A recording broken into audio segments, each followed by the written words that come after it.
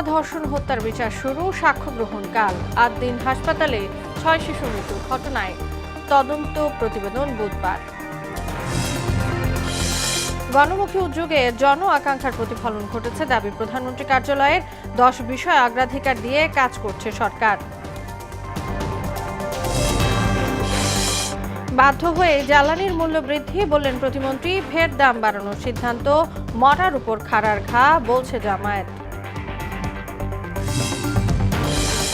এবং সড়ক দুর্ঘটনায় ৫ জেলায় নিহত ৯, ঈদ ছুটিতে হামে ৫৭ শিশুর মৃত্যু। জনসমাগমে বাড়তে পারে সংক্রমণ, বলছেন চিকিৎসকরা।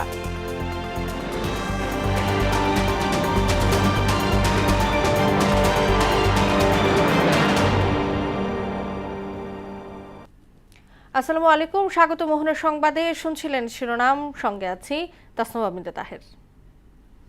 পল্লবীতে রামিসা ধর্ষণ হত্যাকাণ্ডে এসেছে নতুন মোড়। চার্জ গঠনের শুনানির জন্য আদালতে তোলার সময় মামলার প্রধান আসামি সোহেল রানা নিজের স্ত্রীকে নির্দোষ উল্লেখ করে ডলার নামে এক ব্যক্তি মূল অপরাধী বলে দাবি করেন। ফলে মামলা ঘিরে নতুন রহস্য দানা বেঁধেছে। ইতোমধ্যেই সোহেল রানা ও তার স্ত্রী স্বপ্নার বিরুদ্ধে অভিযোগ গঠন করে বিচার শুরুর আদেশ দিয়েছেন আদালত। সাক্ষ্য গ্রহণ শুরু কাল। রাষ্ট্রপক্ষের আইনজীবী জানান ১৫ দিনের মধ্যেই এই মামলার চূড়ান্ত রায় ঘোষণা করা হবে। এমদাদুল হক খানের প্রতিবেদন। আলোচিত শিশু রামিসা হত্যা ও ধর্ষণ মামলায় সোমবার থেকে শুরু হয়েছে বিচারিক কার্যক্রম। ২ আসামি সোহেল রানা ও তার স্ত্রী স্বপ্না আক্তারকে এদিন সকাল ৮:৩০ কারাগার থেকে আদালতে নেওয়া হয়। প্রায় ৩ ঘণ্টা পর হাজির করা হয় ঢাকা মহানগর শিশু সহিংসতা দমন ট্রাইব্যুনালের বিচারক মাসরুর সালেকিনের আদালতে। আদালতের বারান্দায় সাংবাদিকের উদ্দেশ্যে দেয়া সোহেল রানার বক্তব্য ঘিরে তৈরি হয়েছে নতুন রহস্য। তার দাবি, মামলায় ডলার নামে অন্য একজনের সম্পৃক্ততা আছে। তিনি এই হত্যার পেছনে মূল কলকাঠি নেড়েছেন। রামিসাকে নির্যাতনের কথা স্বীকার করে প্রধান আসামি সোহেল রানা জানান, শিশুটিকে মারার জন্য তাকে ২ লাখ টাকা দিয়েছে ডলার। এদিকে নিজের স্ত্রীকে নির্দোষ দাবি করেন সোহেল রানা। আমার দোষ আছে, কিন্তু ডলারের দোষ আছে। আমি এটা অপরাধী না। আমি আপনার শুধু পরে রাষ্ট্রপক্ষের আইনজীবী আজিজুর রহমান দুলু বলেন, সস্ত্রীক সোহেল রানার বিরুদ্ধে অভিযোগ গঠন করা হয়েছে। মাননীয় ট্রাইব্যুনাল ১ নম্বর আসামির বিরুদ্ধে নারী ও শিশু নির্যাতন দমন আইনের ৯-২ ধারায় চার্জ গঠন করেছেন। ২ নম্বর আসামি স্বপ্না খাতুনের বিরুদ্ধে এই ঘটনা সহায়তা করার জন্য, অর্থাৎ ধর্ষণ, হত্যাকাণ্ড, এই ২টি অপরাধে সহায়তা করার জন্য নারী ও শিশু নির্যাতন দমন আইনের ৯-২ এর সাথে পঠিতব্য ৩০ ধারার অধীনে চার্জ গঠন করেছেন। মঙ্গলবার থেকে এ মামলার সাক্ষ্য গ্রহণ করা হবে বলে জানান তিনি। এই আইনের বাধ্যবাধকতা যে একটানা বিচার কার্য চলিবে, ট্রাইব্যুনাল আগামীকাল তারিখ নির্ধারণ করেছে সাক্ষ্য গ্রহণের জন্য। পরে এক ব্রিফিংয়ে ঢাকা মহানগর জজ আদালতের পাবলিক প্রসিকিউটর ওমর ফারুক জানান, মামলাটির বিচার কাজ দ্রুত শেষ করা হবে। স্বল্প সময়ের মধ্যে যেন একটা দৃষ্টান্তমূলক একটা বিচার হয়, যেন বাংলাদেশে এই ধরনের ঘটনা ভবিষ্যতে আর কেউ করার সাহস না পায়, এই ধরনের চেষ্টা সরকারের পক্ষ থেকেও আছে। আসামিদের সর্বোচ্চ শাস্তি হবে বলেও আশাবাদী তিনি। এমদাদুল হক খান, মোহনা সংবাদ, ঢাকা। রামিসা হত্যাকাণ্ডে শোকাহত ও বর্তমানে অসুস্থ রামিসার বাবাকে দেখতে হাসপাতালে যান বিরোধী দলীয় নেতা ও বাংলাদেশ জামায়াতে ইসলামীর আমির ডাক্তার শফিকুর রহমান। বিকেলে জাতীয় হৃদরোগ ইনস্টিটিউটে চিকিৎসাধীন রামিসার বাবাকে দেখতে যান তিনি। এ সময় বিরোধী দলীয় নেতা অসুস্থ রামিসার বাবার সঙ্গে কথা বলেন। জামায়াত আমিরকে কাছে পেয়ে কান্নায় ভেঙে পড়েন রামিসার বাবা। তিনি তার মেয়েকে যারা নির্মমভাবে হত্যা করেছে তাদের বিচার দাবি করেন। এ সময় জামায়াত আমির তাকে ন্যায় বিচার পাওয়ার ব্যাপারে সব ধরনের সহযোগিতার কথা বলেন এবং তার পরিবারের পাশে থাকার আশ্বাস দেন।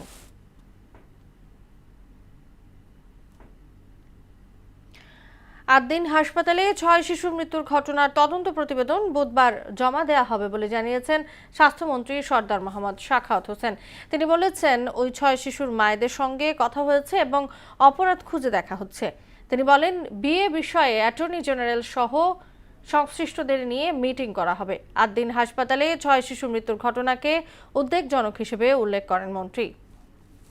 প্রতিবেদন দেওয়ার কথা ছিল, কিন্তু প্রতিবেদনটি আরো গতিশীল হওয়ার জন্য আরো প্র্যাকটিক্যাল হওয়ার জন্য ওই বাচ্চাদের মায়েদের সাথে কথা বলা প্রয়োজন, এবং যেহেতু বন্ধ ছিল, এটা আমাদের ডিজি মহোদয়ের পক্ষ থেকে আইনানুগভাবে একটি তদন্ত কমিটি হওয়া বাঞ্ছনীয়।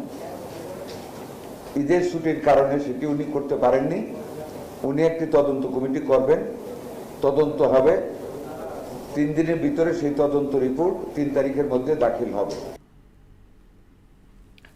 প্রধানমন্ত্রীর নেয়া গণমুখী উদ্যোগে জবাবদিহিতা ও জন আকাঙ্ক্ষার প্রতিফলন ঘটেছে বলে দাবি করেছেন প্রধানমন্ত্রীর উপদেষ্টা ডক্টর মাহদি আমিন। দুপুরে তেজগাঁও প্রধানমন্ত্রীর কার্যালয়ের সংবাদ সম্মেলনে একথা বলেন তিনি আরও বলেন, সরকার প্রধানের সরাসরি ও সুস্পষ্ট নির্দেশনায় রাষ্ট্র পরিচালনায় দায়বদ্ধতা, প্রশাসনিক সমন্বয় এবং নীতিগত পরিবর্তন দেখা গিয়েছে। জনগণের ভোটে নির্বাচিত সরকারের মুহূর্তের পদক্ষেপই জবাবদিহিতা ও সেবার প্রতিফলন। তানজিদ ভূঁইয়ার প্রতিবেদন। প্রধানমন্ত্রী তারেক রহমানের সরাসরি তত্ত্বাবধানে কোরবানির বর্জ্য অপসারণ ও নাগরিক সেবা নিশ্চিতে সেবার নতুন মাইলফলক সৃষ্টি হয়েছে। গেল 3 মাসে রাত দিন নিরলস পরিশ্রমের ফলে দেশের মানুষের মাঝে আস্থা ও বিশ্বাসের জায়গা তৈরি হয়েছে বলে মনে করছে সরকার। ঈদের নির্বিঘ্ন যাত্রা সহ গণমুখী 10টি বিষয় সরকার নিশ্চিত করেছে বলে দাবি করলেন প্রধানমন্ত্রীর উপদেষ্টা ও কার্যালয়ের মুখপাত্র ডক্টর মাহদি আমিন। সরকারের বিভিন্ন জনসম্পৃক্ত ও গণমুখী উদ্যোগ নিয়ে সংবাদ সম্মেলনে এসব কথা বলেন তিনি। এ সময় প্রধানমন্ত্রীর কার্যালয়ের প্রেস উইংয়ের কর্মকর্তারা উপস্থিত ছিলেন।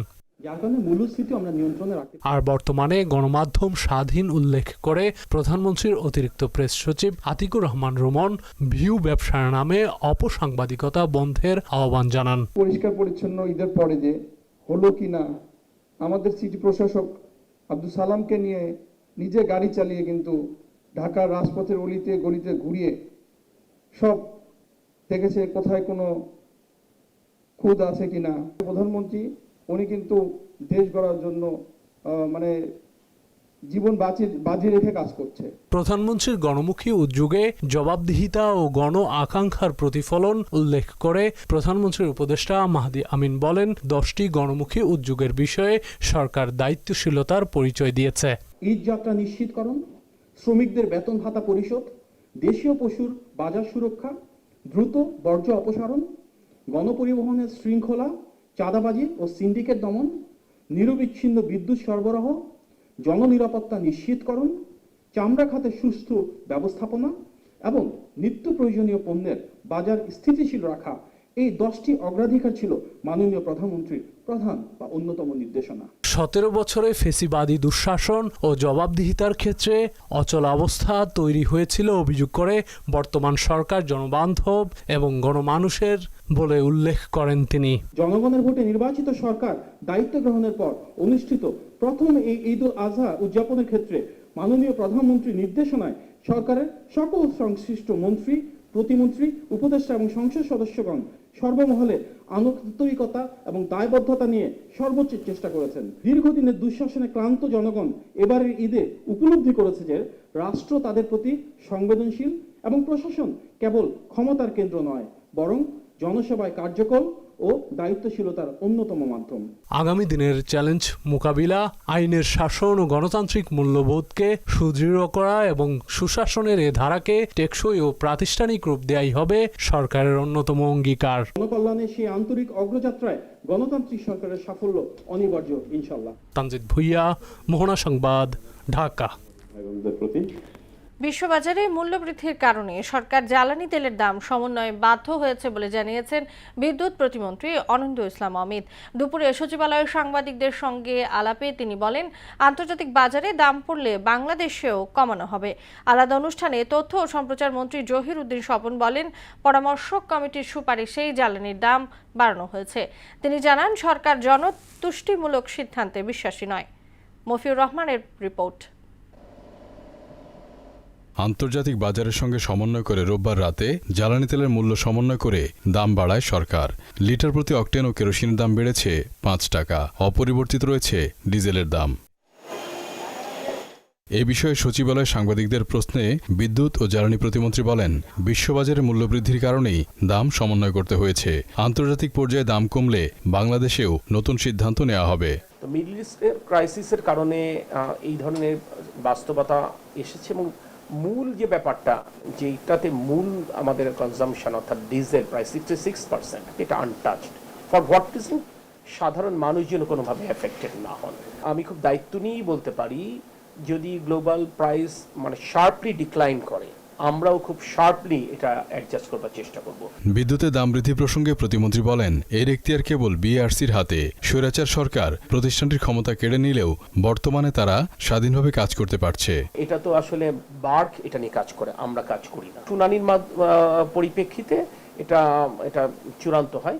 বার্কের যে ক্ষমতা খর্ব করা হয়েছিল সেই ক্ষমতা তো আমরা আবার ফিরিয়ে দিয়েছি। আলাদা অনুষ্ঠানে তথ্যমন্ত্রী বলেন, ইতিপূর্বে আন্তর্জাতিক বাজারে দাম বাড়লেও সরকার সমন্বয়ের পথে হাঁটেনি, বরং একটি পরামর্শ কমিটি গঠন করা হয়। মূলত সেই কমিটির সুপারিশ ও মূল্যায়নের ভিত্তিতেই এখন জ্বালানির দাম সমন্বয় করা হয়েছে। বিদ্যুৎ মন্ত্রণালয় ইতিমধ্যেই যুদ্ধ পরিস্থিতি মোকাবেলা করার জন্য ওয়াহিদুদ্দিন মাহমুদ সাহেবের নেতৃত্বে একটা পরামর্শ কমিটি করেছে। তার পরামর্শ অনুযায়ী দীর্ঘদিন দাম বাড়ায় নাই, আবার সংকট এখনো কিন্তু কাটে নাই, আবার আমাদেরকে আমদানি করেই চলতে হবে। এই সব বিষয়টা মাথায় রেখেই সরকারকে পরিচালনা করতে হয়। পেশাদারিত্বের সঙ্গে দায়িত্ব পালনে মূলধারার গণমাধ্যমকে বাধা দিলে জিরো টলারেন্স নীতি গ্রহণ করা হবে বলেও জানান মন্ত্রী। মূলধারার সকল গণমাধ্যমের পেশাগত দায়িত্ব পালনের ব্যাপারে সরকার সর্বোচ্চ সহযোগিতা অবলম্বন করবে। মফিউর রহমান, মোহনা সংবাদ, ঢাকা। গেল মাসে এক দফায় জ্বালানি তেলের দাম 12% পর্যন্ত বাড়ানোর পর আবার নতুন করে মূল্যবৃদ্ধির উদ্যোগে গভীর উদ্বেগ প্রকাশ করেছে বাংলাদেশ জামায়াতে ইসলামী। দলটি এই সিদ্ধান্তের তীব্র নিন্দা ও প্রতিবাদ জানিয়েছে। আজ এক বিবৃতিতে এই প্রতিক্রিয়া জানান জামায়াতে ইসলামী সেক্রেটারি জেনারেল ও সাবেক সংসদ সদস্য মিয়া গোলাম পরোয়ার। বিবৃতিতে তিনি বলেন, গত মাসের পর আবারও জ্বালানির দাম বাড়ানোর সিদ্ধান্ত তাদের উপর মরার উপর খাড়ার ঘা হয়ে দাঁড়িয়েছে বলে মন্তব্য করেন তিনি। 5 জেলায় সড়ক দুর্ঘটনায় নিহত হয়েছেন 9 জন, আর এতে আহত হয়েছেন বেশ কয়েকজন। সকাল থেকে বিভিন্ন স্থানে এসব দুর্ঘটনা ঘটে। এই সময় স্থানীয়রা আহতদের উদ্ধার করে বিভিন্ন হাসপাতালে ভর্তি করেন। সকালে নাটোরের সিংড়ায় ট্রাক চাপায় মোটরসাইকেলের 3 আরোহী নিহত হয়েছে। চট্টগ্রামের ফটিকছড়িতে সড়ক দুর্ঘটনায় বাবা ও ছেলের মৃত্যু হয়েছে। জয়পুরহাটের খেতলালে পিকআপ ভ্যানের চাপায় 2 মোটরসাইকেল আরোহীর মৃত্যু হয়। পটুয়াখালীর কুয়াকাটায় মোটরসাইকেল দুর্ঘটনায় এক পর্যটকের মৃত্যু হয়েছে। এছাড়াও গোপালগঞ্জে একজনের মৃত্যু হয়েছে। ঈদ উল আজহার 7 দিনের ছুটিতে হামে মারা গেছে 57 শিশু। এ সময় উপসর্গ নিয়ে চিকিৎসা নিয়েছে 7127 জন। ফলে হাজারো পরিবারকে ঈদের আনন্দের বদলে সময় কাটাতে হয়েছে হাসপাতালের বারান্দায়। ঈদের জনসমাগম ও ভ্রমণের প্রভাবে আগামী দিনগুলোতে সংক্রমণ বাড়তে পারে বলে আশঙ্কা চিকিৎসকদের। এর মধ্যে কিন্তু অনেক রোগী মুভ করছে, তাতে করে কিছু নতুন সংক্রমণ হওয়ার সম্ভাবনা অবশ্যই থাকবে। বাইরে যে হামে আক্রান্ত হয়েছিল তার যে কমপ্লিকেশন, তার যে জটিলতাগুলো ডেভেলপ করছে, স্পেশালি নিউমোনিয়া, সেই রোগীগুলো কিন্তু ঢাকায় বেশি চাপতেছে এবং স্পেশালি ঢাকা শিশু হাসপাতালের উপর চাপটা বেশি। সারা দেশে গেল 24 ঘন্টায় হাম ও উপসর্গে 3 জনের মৃত্যু হয়েছে। এ সময় আক্রান্ত হয়েছেন 1179 জন। স্বাস্থ্য অধিদপ্তরের হাম বিষয়ক প্রতিবেদনে এই তথ্য জানানো হয়। এর মধ্যে ময়মনসিংহ মেডিকেল কলেজ হাসপাতালে 1 জন এবং সিলেটে হাম ও উপসর্গে 1 শিশুর মৃত্যু হয়েছে। এ নিয়ে সিলেট বিভাগে মৃত্যু হয়েছে 61 জনের। এদিকে ময়মনসিংহে এখন পর্যন্ত হাম ও উপসর্গে মৃত্যু হয়েছে 44 জন শিশুর। বিএনপি শুধু প্রতিশ্রুতি দেয় না, তা বাস্তবায়নে বিশ্বাস করে বলে মন্তব্য করেছেন প্রধানমন্ত্রীর স্বাস্থ্য বিষয়ক বিশেষ সহকারী ডক্টর জিয়াউদ্দিন হায়দার। শহীদ প্রেসিডেন্ট জিয়াউর রহমানের 45তম শাহাদাত বার্ষিকী উপলক্ষে ঝালকাঠি বিএনপি ও সহযোগী সংগঠন আয়োজিত আলোচনা সভা ও দোয়া অনুষ্ঠানে প্রধান অতিথির বক্তব্যে তিনি কথা বলেন। এ সময় বিশেষ অতিথির বক্তব্য রাখেন ঝালকাঠি 1 আসনের সংসদ সদস্য রফিকুল ইসলাম জামাল এবং ঝালকাঠি 2 আসনের সংসদ সদস্য ইসরাত সুলতানা ইলেন ভুট্টো। ঈদুল আজহার ছুটি শেষ হলেও মানুষের ভিড় কমেনি রাজধানীর বিনোদন কেন্দ্রগুলোতে। নগরীর জাতীয় চিড়িয়াখানায় পরিবার পরিজন নিয়ে দর্শনার্থীদের উপস্থিতি চোখে পড়ার মতো। বিশেষ করে আলোচিত পশু সাদা মহিষকে এক নজর দেখতে ছুটে আসেন সব বয়সী মানুষ। তবে প্রাণীগুলো দেখে অনেক দর্শনার্থী ক্ষোভও প্রকাশ করেন। তাদের অভিযোগ, চিড়িয়াখানার অনেক প্রাণী অবহেলা অপুষ্টির শিকার। বিস্তারিত জানাচ্ছেন বিজন কুমার। হিসাব কষে শেষ হয়েছে পবিত্র ঈদুল আজহার ছুটি, তবে এর রেশ এখনো কাটেনি রাজধানীতে। নগরীর বিনোদন কেন্দ্রগুলো এখনো দর্শনার্থীর পদচারণায় মুখর। বিশেষ করে জাতীয় চিড়িয়াখানায় দেশের বিভিন্ন অঞ্চল থেকে ছুটে আসেন দর্শনার্থীরা। ওদেরকে নিয়ে আসছি আসলে বিনোদন দেওয়ার জন্য, কারণ স্কুল থাকে, ওদের পড়াশোনার চাপে দেখা যায় বের হয়ে যায়। ছেলে মেয়ে, ছেলের বউ সবাই নিয়ে আসি, নাতি নিয়ে আসি, এই যে নাতি নিয়ে আসি, খুব ভালো লাগলো আমাদের। চিড়িয়াখানায় এবছর অন্যতম প্রধান আকর্ষণ হয়ে উঠেছে আলোচিত সাদা মহিষ। একজন মার্কিন প্রেসিডেন্টের নামে প্রাণীটির নামকরণ এবং সামাজিক যোগাযোগ মাধ্যমে প্রচারণা ঘিরে দর্শনার্থীদের কৌতূহল ওই প্রাণীটি নিয়ে। শিশু কিশোর থেকে শুরু করে সব বয়সী দর্শনার্থীরা এক নজর দেখতে ভিড় করেন খাঁচার সামনে। আসলে আসা হয়েছে এখানে মূল আকর্ষণ দেখার জন্য। ঈদের ছুটি শেষ, তারপরও আসলাম ডোনাল্ড ট্রাম্পকে দেখার জন্য। অনেক বছর পরে এখন আবার নতুন করে আসছি, আর স্পেশালি ডোনাল্ড ট্রাম্প। তবে প্রাণীটির পরিচর্যা এবং খাঁচার অবস্থান ঘিরে অনেকেই হতাশ, অনেকেই আবার অভিযোগও করেন। এখানে তো আসতেছে মানুষ যে নামের জন্য, সে নাম তুই নেই, সাদা মহিষ দিয়ে দিচ্ছে। তো আগে যে নাম ছিল সে নামটা দিলেই ভালো হতো। এটা অনেক দূরে রাখছে, যার কারণে আমরা পুরোপুরি দেখতে পারতেছি না। আর একটা ব্যাপার হচ্ছে গিয়ে ও চালাটা অনেক নিচু, ওই টিনের তাপে ও অসুস্থ হয়ে পড়বে। পাশাপাশি অন্যান্য প্রাণী ঘিরেও চিড়িয়াখানা কর্তৃপক্ষের বিরুদ্ধে অভিযোগের লম্বা ফিরিস্তি রয়েছে। অনেকের দাবি, চিড়িয়াখানার অনেক প্রাণী অবহেলা অপুষ্টির শিকার। প্রাণীগুলো সুন্দর, কিন্তু দেখে মনে হয় খুবই দুর্বল এবং ক্ষুধার্ত। ঠিকমতো খাবার দাবার দিলে হয়তো এগুলো সুস্থ থাকবে আরো। এমন পরিস্থিতিতে প্রাণীদের যথাযথ খাদ্য ও পরিচর্যা নিশ্চিত করতে সংশ্লিষ্ট কর্তৃপক্ষের প্রতি আহ্বান জানান দর্শনার্থীরা। ডোনাল্ড ট্রাম্পকে যেরকম যত্ন করা হচ্ছে, আমার মনে হয় যে অন্যান্য প্রাণীকে ওভাবে যত্ন করা হোক। সুস্থ ও নিরাপদ পরিবেশে প্রাণীগুলোকে সংরক্ষণ করলেই চিড়িয়াখানা হয়ে উঠবে প্রকৃতি ও বন্যপ্রাণী সম্পর্কে সচেতনতা গড়ে তোলার একটি কার্যকর মাধ্যম, এমনটাই মনে করেন দর্শনার্থীরা।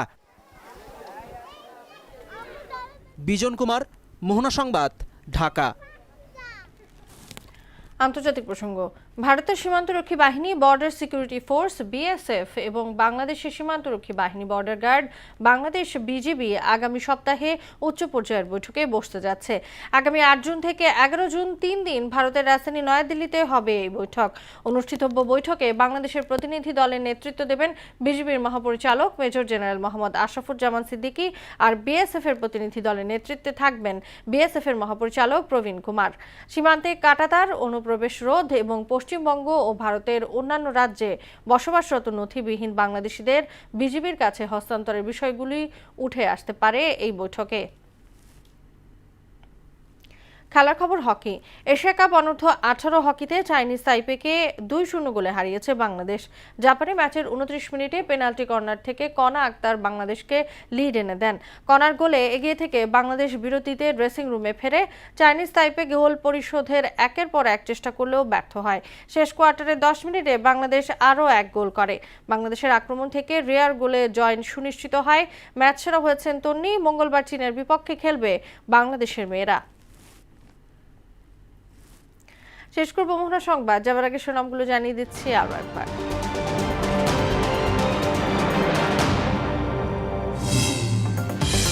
রামিসা ধর্ষণ হত্যার বিচার শুরু, সাক্ষ্য গ্রহণকাল 8 দিন। হাসপাতালে 6 শিশু মৃত্যুর ঘটনার তদন্ত প্রতিবেদন বুধবার। গণমুখী উদ্যোগে জন আকাঙ্ক্ষার প্রতিফলন ঘটেছে দাবি প্রধানমন্ত্রী কার্যালয়ের। 10 বিষয়ে অগ্রাধিকার দিয়ে কাজ করছে সরকার। বাধ্য হয়ে জ্বালানির মূল্য বৃদ্ধি, বললেন প্রতিমন্ত্রী। ফের দাম বাড়ানোর সিদ্ধান্ত মরার উপর খাড়ার ঘা, বলছে জামায়াত। এবং সড়ক দুর্ঘটনায় 5 জেলায় নিহত 9, ঈদ ছুটিতে হামে 57 শিশুর মৃত্যু। জনসমাগমে বাড়তে পারে সংক্রমণ, বলছেন চিকিৎসকরা।